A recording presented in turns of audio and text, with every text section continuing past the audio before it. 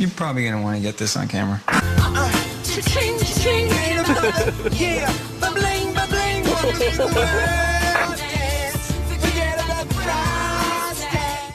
It's a highly anticipated film online. Bloggers are comparing it to Cloverfield, to X-Men, all sorts of stuff, and it has that handy cam element to it, but it's not a shaky Blair Witch project by any means.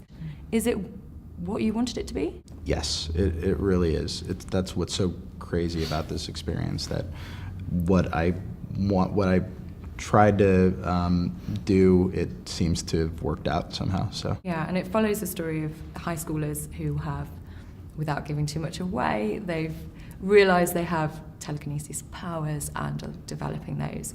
But it takes a darker turn, which is, I think, the real appeal of this film. Yeah. And it goes into psychological depths. Can you tell me more about how important that was to you both? it was really important. The movie starts out as without any powers or anything supernatural. It doesn't begin with telekinesis. We don't. It opens very grounded about a kid, Andrew, who is Matt's cousin, who Alex plays. And Andrew is just documenting the problems that he has in his home. His home. So it begins in a way that kind of that you wouldn't expect, and then it sort of opens up into this very different film. It almost addresses the age-old question of, if you did have powers of some sort, would you be using them for good or evil? What makes the film so special is that because it is a surreal, there's this crazy content with telekinetic superpowers, the fact that it is so grounded in reality. I think one of the things that's really cool is that people hopefully would leave this, I know you say like, it's not real, it's a movie or whatever, but the effect that it had on me was, and that I would want it to have on other people, is that they would leave the cinema and feel like they've seen something truly extraordinary, but something that could actually happen. Do you think the character of Andrew, who kind of goes a little bit further down the darker side of things, is that part of his characteristics? Is that drunk on power? I think what makes him susceptible to, to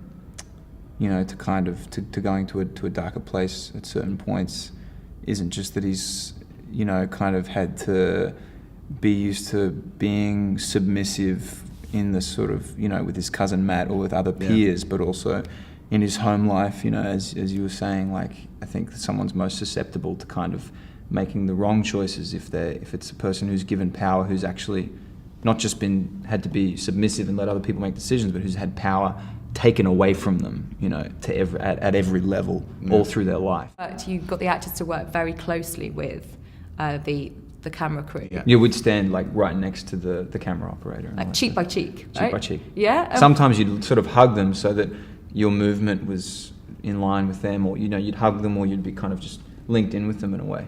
We got very close. He's not kidding. But sometimes no, I'm have not to kidding. hug it up with Yeah? each other. Yeah, well, also because you got very little room, and Did you ever give a cheeky peck?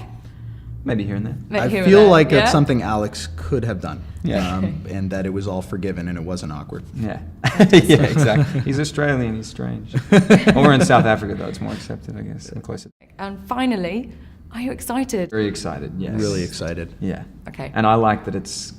God, I don't know if I'm supposed to say that it's coming out here first, by like, I think about 30 hours. I'm very sore about this. I'm That's pretty the happy way about the that. world turns around, Yeah, really, right. isn't it? Okay. Yeah.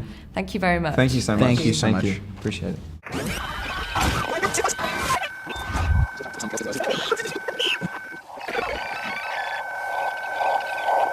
Just making that sound. What is that? All right, dude, we're going inside. Steve, wait up. Matt, look at this. Holy